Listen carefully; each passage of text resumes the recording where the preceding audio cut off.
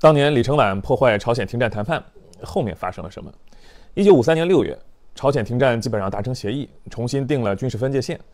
没上桌的李承晚急了，朝鲜半岛的利益为什么是中美谈判？不行，李承晚坚决反对停战，要搞单独北进，统一朝鲜。意思是说你们美军不上，韩军自己上。公开宣称不接受任何未规定朝鲜半岛统一的国际协定，然后把扣押的27000朝鲜人民军战俘编入南朝鲜军队，实质上破坏了已经达成的协议。老美国务卿杜勒斯的原话：李承晚让自由世界蒙羞。联合国军总司令克拉克说：让志愿军教育教育他们吧。当时的背景是韩军扩充到了59万人，膨胀到已经看不上美军了。艾森豪威尔也觉得3年直接花了150亿，间接800亿，撑不住了，要赶紧收场。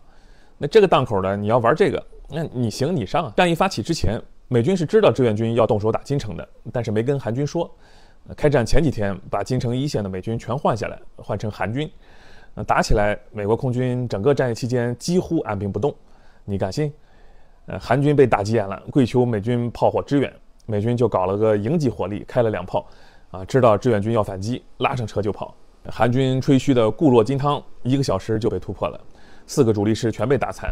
那白虎团，韩国首都师第1团，号称什么精锐中的精锐，太阳的后裔被志愿军12个人的侦察班15分钟端掉团部，12个人进，12个人出，毙伤214个，抓了19个，全团军官无一幸免。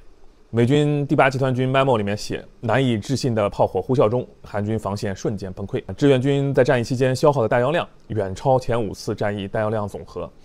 范弗里特说：“我们都不敢这么打。”金城战役，韩军损失53000人，精锐全残，就再也没有想法了。手里有什么牌？你这么豪横？李承晚事后大骂美国背叛，美军说韩军是一群草包。有历史学家总结，李承晚为了维护个人权威，不惜牺牲国家利益；美国为了摆脱战争泥潭，不惜牺牲盟友，两者皆将政治算计凌驾于军事现实之上。以史为鉴，以史为鉴。